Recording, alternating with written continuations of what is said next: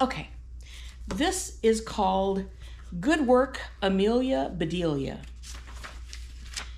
Amelia Bedelia called Mr. Rogers, "Is the coffee ready?" "Coming right up," said Amelia Bedelia. She poured a cup of coffee and she took it into the dining room.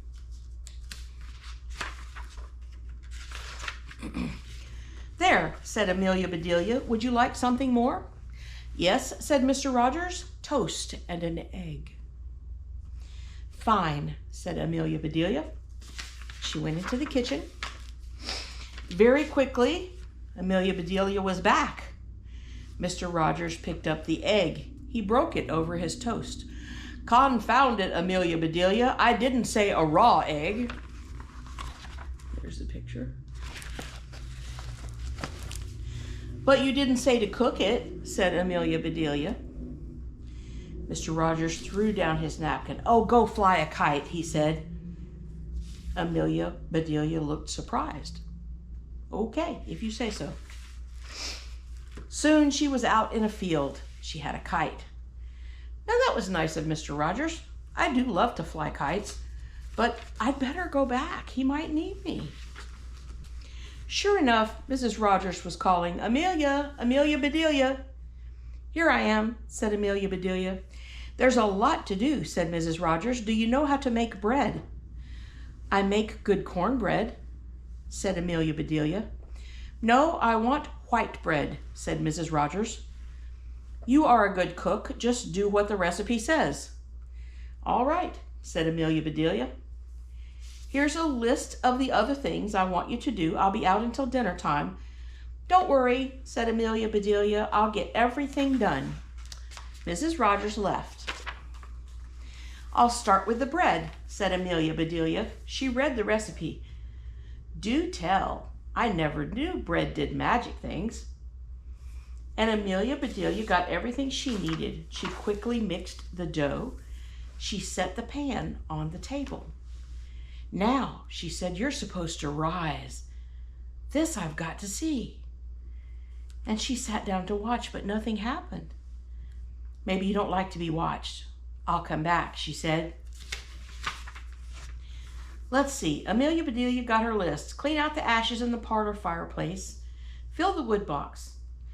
Amelia Bedelia went into the parlor and she cleaned out the ashes, and Amelia Bedelia filled the wood box. That's done. What's next?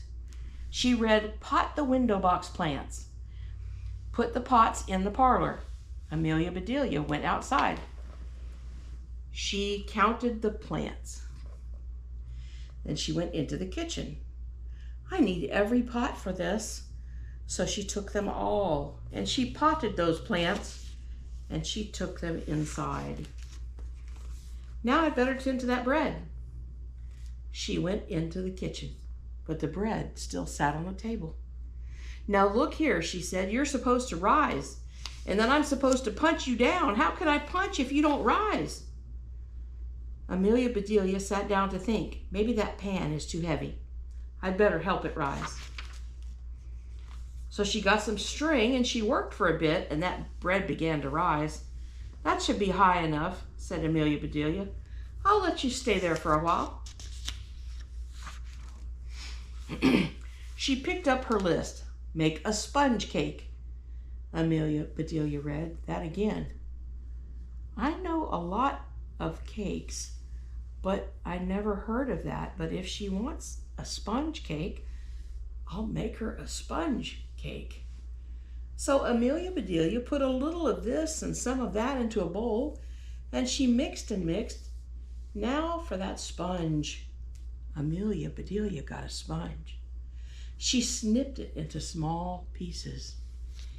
"Into the cake you go," she said. Soon the sponge cake was baking.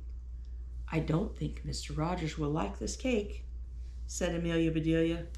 "I'll make my kind of cake too. He does love butterscotch icing."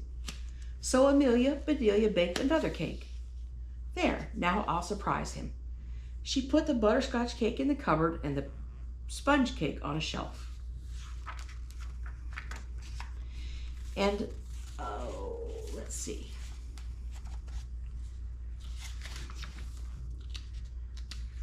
Two pages stuck together. My, this is a busy day. Let's see what's next. Call Alkaloo and ask him to patch the front screen. She shook her head. Alkaloo can't patch anything. I'd better do that myself. And she got what she needed. And Amelia Bedelia patched that screen.